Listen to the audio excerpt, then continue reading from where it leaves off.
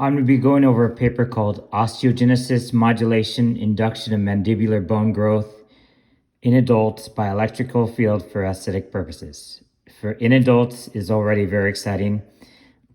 And what's exciting about the mandible is that we have other studies that show that articular cartilage endochondral ossification has been induced to induce new longitudinal bone growth. But the thing about the jaw is that the lateral pterygoid muscle attaches almost directly to the articular cartilage, and that doesn't exist in almost any other bone. So that's likely why we're not able to replicate the same induction of articular cartilage endochondral ossification on the bones.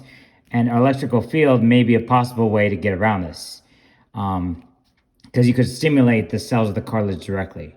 Unfortunately, in this study, it seems that they are more inducing it on the bone than the cartilage itself, but there's still some things in this study that are pretty exciting. A new technique in plastic surgery termed osteogenesis modulation is described, so be on the lookout for that term. I could only find this paper cited by one other paper, and it's a new paper, but there's some results in this study. This technique uses a surgically implanted battery-operated medical device to deliver customized electric pulses to produce mandibular bone growth.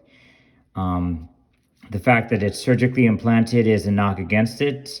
Ideally, we'll want non-surgically, but there's no reason that an electrical stimulation could not potentially be cost-effective. But, surgically implanted would greatly increase costs and complications and make it kind of undesirable. And how would we do this for the other bones? I mean, for the mandible, you might get away with the surgical implantation, but for other bones, it might for height affecting bones, it would interfere with movement. So experimental technology development and animal experiments. So they used both humans and animal patients. 4 patients with a diagnosis of mandibular hypoplasia, undergrowth of the mandible, and microgenia underwent surgical implantation of the novel medical device over the chin bone. But what's exciting here is an average increase in mandible length of 5.26 millimeters. We can see later that the device was in the bone for about 12 months. So that would be about 0.5 millimeter a month. It wouldn't be that exciting for a height affecting bone, but over time, it could add up to something.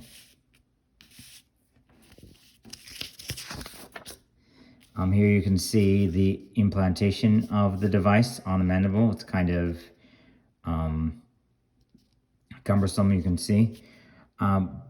But unfortunately, it doesn't seem to directly be on the cartilage, and the cartilage of the mandibular condyle would be the most exciting because it would be induction of articular cartilage endochondral ossification.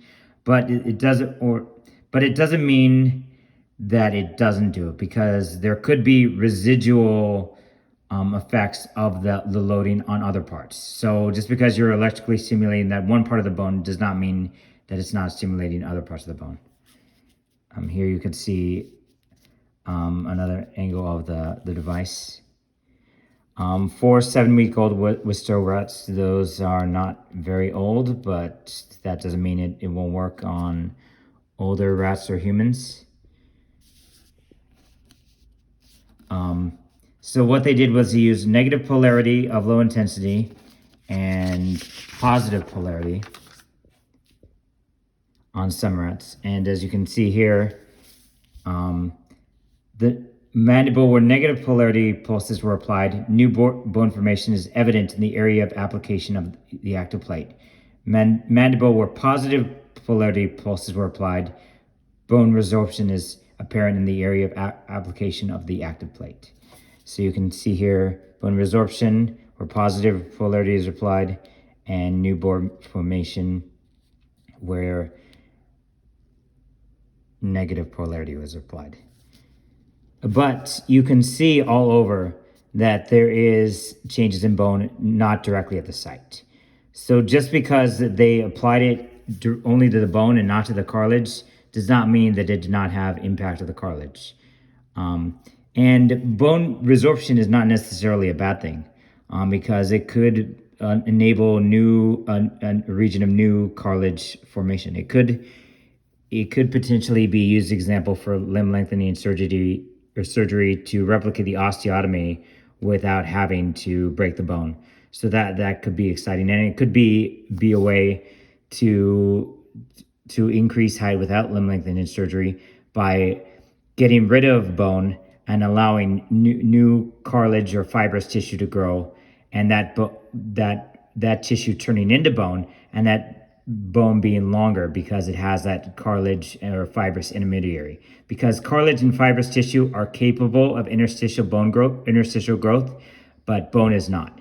So when you have that opportunity for the fibrous or cartilage intermediary, and you have that period like with the growth plates, you have that opportunity to grow taller that you don't really have with the bone. So don't think that bone resorption is a bad thing. And you can see here that there's changes all over the bone. So there's a possibility that, yeah, most of the changes is over the site, but it does look like there are changes not just on the site. But we'd have to do, further testing. But I mean, this is a pretty dramatic change right here. I don't think, and there's some thickness here. And this is the mandibular condyle, and same with here. So it is possible that this could stimulate the mandibular condyle, stimulate articular cartilage endochondral ossification. So this method, even though it mainly affects the site, it could have off-target effects, and those off-target effects could potentially increase height. The negative polarity pulses promoted the formation of new bone, whereas the positive polarity pulses promoted the resorption of bone. This is exciting to me, because you could potentially take bone away from somewhere else and change the whole shape of the bone, and potentially make it in a way to grow taller. So this is a very exciting technology. Obviously, the surgery part is not very exciting, but technology grows. It could potentially be used to grow taller. For the human patients, mean age of 20 years, 15 to 25 years were included. Obviously, we'd want older ages to see if it worked on people with more advanced age, to see that were post, cellular senescence, post skeletal maturity.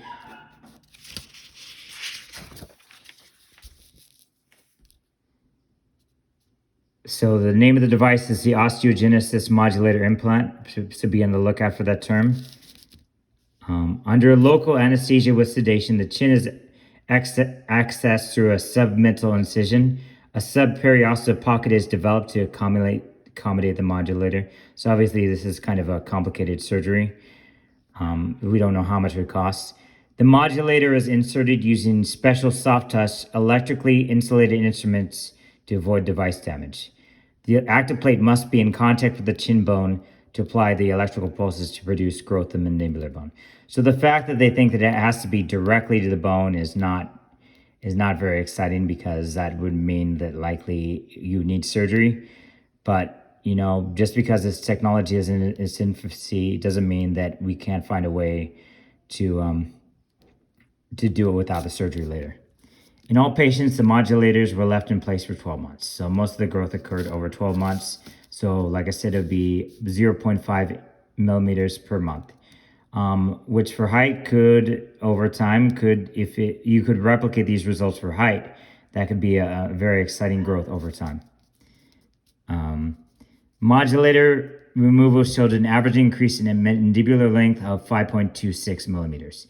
Now, I don't think that the way that they applied it, if it only affected that region, it couldn't really affect mandibular length. Obviously, there's this is a position, so you could potentially result in mandibular length without growth of the mandibular cartilage, but I don't know. We'd have to do further testing. But it is exciting that there's mandibular length. Even though the growth is here, the fact that mandibular length increased, and that's not at this direct site, is very exciting. So here we have some patient reports and some x-rays. She grew 7.60 millimeters increase of mandibular length and approximately 3 millimeter increase of the length of the vertical curve between pogonion and infradentally. I don't know what those terms mean, but any growth is exciting. But here you can see definitely increase in the mandible.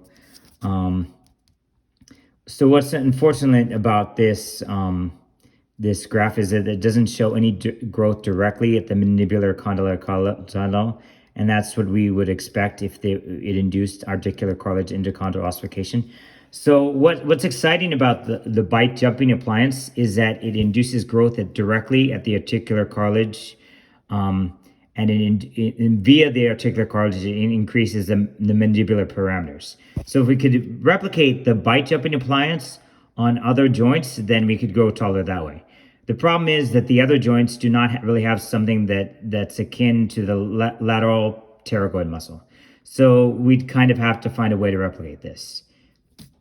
But just because this is a schematic, so just because they draw it like this does not mean necessarily that no growth occurred here. We don't know if any growth occurred here. But yeah, but the fact that the whole mandible is changing shape is exciting. But yeah. Obviously in these pictures here you can see some growth. So just because they didn't include the growth does not mean that growth did not occur. You can see definite changes in her face. Here's another guy. 7.60 millimeters overall length increase of mandible.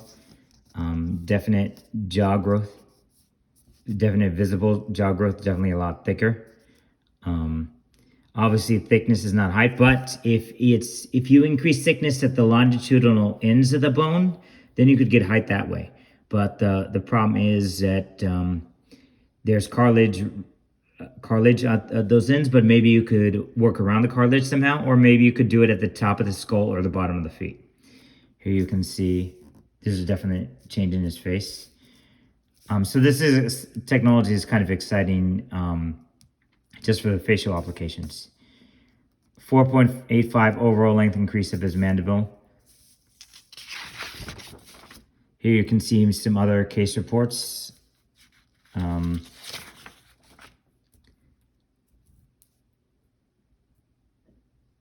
Yeah, so this technology is definitely exciting. What's not exciting is that growth, we don't know for sure if growth occurred at the mandibular condylar or if articular cartilage endochondral ossification was induced, but that doesn't mean that it wasn't.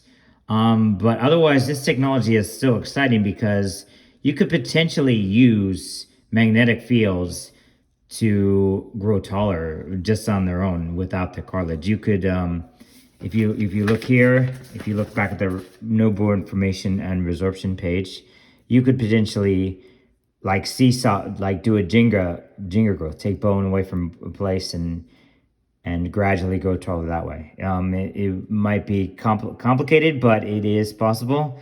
So yeah, this is an exciting study.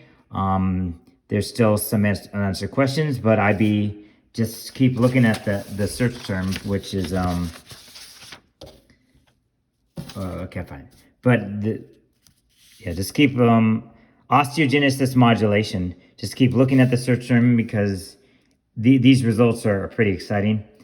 So yes, it's something to watch, and yeah, if we could find a way to apply just test the device on other bones, that would be exciting too. To try it on the tibia or the knee, or so what I would like to see is applying it on the bottom of the feet and the top of the head, to just try new bone formation and see if you can get height that way. And that would be an exciting next step proof of concept. So that's what I would like to see, because height is height. So anywhere you can get it, it's helpful. So yeah, just keep watching this space, and hopefully we'll see something.